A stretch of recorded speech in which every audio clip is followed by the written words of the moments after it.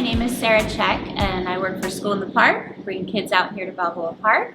And I'm going to read to you today, Milo Imagines the World, and we're going to follow the story of a little boy on the subway and his adventures for the day and what he thinks about the people he interacts with. Okay? What begins as a slow, distant glow grows and grows into a tired train that clatters down the tracks.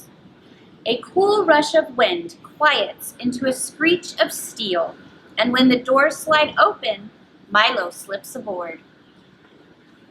The train bucks back into motion as he and his sister squeeze onto the bench seats. The whiskered man beside Milo has a face of concentration. A businessman has a blank, lonely face. The wedding-dressed woman near the far door has a face made of light, while the dog peeking out of her handbag has no face at all, just a long, lolling tongue.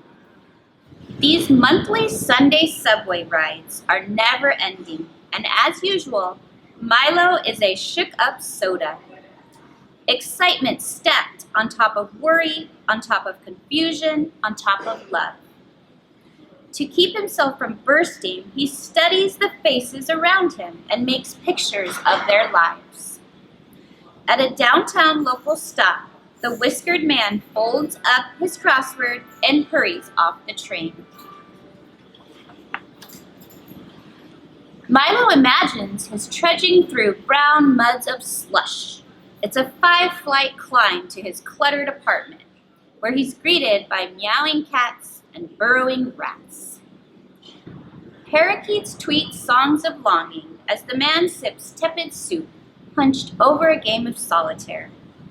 Late that night, the door to the parakeet cage mysteriously falls open, and the cats gather on the cold sill to watch the birds fly free above the city. Milo tugs his sister's sleeve and holds up his picture. But even when she turns to look, he can tell she doesn't see. She's a shook-up soda too. A boy in a suit boards the train with his dad. His hair is a perfect part. There's not a single scuff on his bright white Nikes. Milo imagines the clop, clop, clop of a horse-drawn carriage that will carry him to his castle. Imagines the clink, clink, clink of the guards slowly lowering the drawbridge. Across the human-made moat, the boy is met by a butler, 2 maids, and a gourmet chef, offering crust-free sandwich squares. Milo flips to a fresh page at a bustling midtown stop. When the wedding-dressed woman strides off the train, a band of street performers launch into Here Comes the Bride, and everyone on the platform stops and cheers. Milo imagines the grand cathedral ceremony where the couple will be pronounced husband and wife. Imagines the groom whisking his new bride to an awaiting hot air balloon where the pilot loads them in with blankets and blasts the heat. And up, up they go, hand in hand, beyond the concrete walls of the city into the infinite blue. Milo holds up his picture too, but his sister shoos him away. Can't you see I'm playing my game? He watches her thumbs bang around her smudged screen, then turns back to the boy in the suit. They lock eyes for a few seconds, and suddenly it feels like the walls are closing in around Milo. The spell is broken when a crew of breakers bound onto the train, announcing, "Y'all ready for a show?" Several curious faces look up as the beat drops, and now the girls are walking up walls. They're whirling around poles. They're backflipping over shopping bags.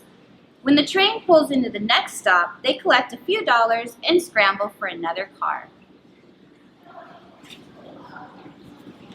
Milo imagines them going from train to train, doing their act as everyone watches. But even after the performances are over, faces still follow their every move when they walk down the electronics aisle at the department store, when they cross into their fancy neighborhood. Milo doesn't really like this picture, so he puts away his pad and turns to his reflection in the window. What do people imagine about his face? Can they see him reciting his volcano poem to the class? Can they hear his mom's soothing voice reading him a bedtime book over the phone? Can they smell the chilly Colorado bubbling in a pot in his auntie's apartment near the cemetery? Butterflies flood Milo's stomach when it's finally their stop. He follows his sister onto the cold station platform and up the stairs. Above ground, he's surprised to see the boy in the suit a few paces ahead. He's even more surprised when the boy joins the long line to pass through the metal detector. Milo's sister suddenly bends to give him a hug. "I didn't mean to snap at you," she says. He takes his hand, adding, "You have your picture ready?" He nods, feeling the warmth of her fingers. As they slowly shuffle forward, Milo studies the boy in the suit, his dad rubbing his thin shoulders, and a thought occurs to him. Maybe you can't really know anyone just by looking at their face. Milo tries to reimagine all the pictures he made on the train. Maybe he could have done it like this instead, or this, or this. Milo's chest fills with excitement when he spots his mom through the crowd. His sister rushes to give her a hug before pulling Milo in too. And it's in this tight tangle of familiar arms that he feels most alive. When they separate, Milo flips through his pad until he finds the right picture. "I made this for you," he says, holding it up. And he watches for the smile he hopes will spread across his mom's face. There it is.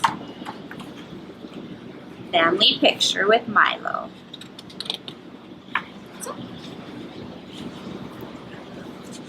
And that's the end.